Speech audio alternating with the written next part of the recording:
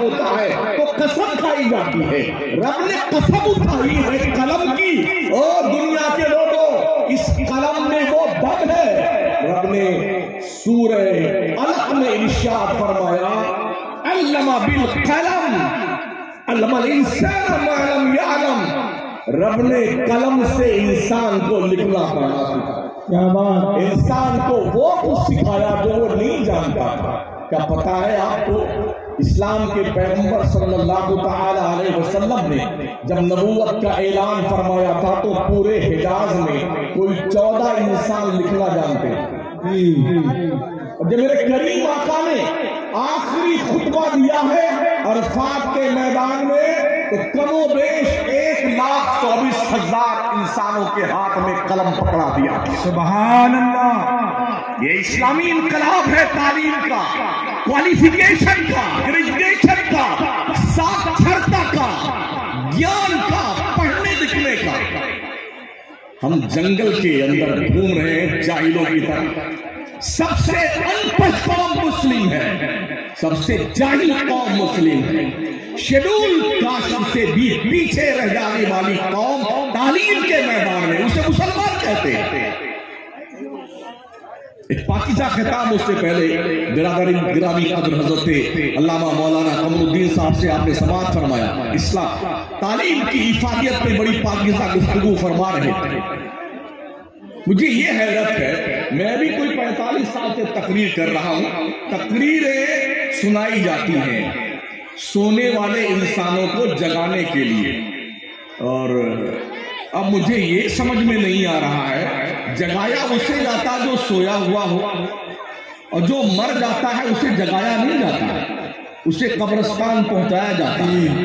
اب تک ہم 40-45 سال سے قوم کو جگا رہے ہیں, یہ قوم جاگی نہیں ہے. میں یہ کنفیوز ہوں یہ مر چکے ہیں یا جاگنے کی تیاری ہے. اگر قوم نہیں جاگ رہی ہے تو ہم آپ کو مردہ سمجھ رہے ہیں, مردہ.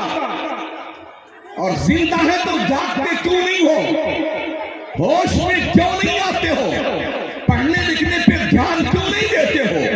12ویں کلاس پہنچنے تک ہمارا مسلم اسٹوڈنٹ 14% ڈراپ آؤٹ کر جاتا ہے. یار نوکری تو ملے گی نہیں تو اب ہم کیا کریں گے پڑھ لکھ کر کے, چلو ممبئی چلتے ہیں کہیں بھنگار ونگار چلیں گے جا کر کے, کوئی گارمنٹس کے کام کریں گے, دھاگا ہی کاٹیں گے, بٹن لگائیں گے جا کر کے.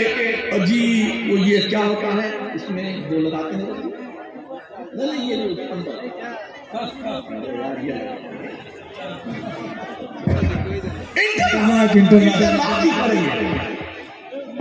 ہم نے دیکھا کچھ لوگ گلے میں پان کی ڈھابلی لے کے گھومتے ہیں ہر بازار میں, مصطفیٰ بازار میں, پان کھا لیجیے, پان کھا لیجیے, پان کھا. جو قوم دن بھر میں 500 روپے کا پان, پوری, بیڑی, سگریٹ کھا پی جاتی ہو, اس بے غیرت قوم کا حال یہ ہے کہ اس کا بچہ 10ویں نہیں پاس کر سکتا ہے. کیا بات. جو چوپاٹی کے علاقے میں 1500 روپے کا ایک پان ملتا ہے, ہم نے کچھ پگلوں کو یہ کہتے ہوئے سنا بھارت بازار میں کہ ہم نے آج 3 پان کھایا ہے 1500 روپے کا. کتنے پیسے ہو گئے؟ 4500 روپے. جس قوم کے بدھو چھاپ بچے ہمارے 1500 روپے کا پر ڈے پان کھاتے ہو تو کیا وہ اپنے ماں باپ کو کما کر دیتے ہوں گے؟ کیا اس کی فیملی پہ وہ خرچ کرتا ہوگا؟ یہ بالکل میرے باؤنسر کا.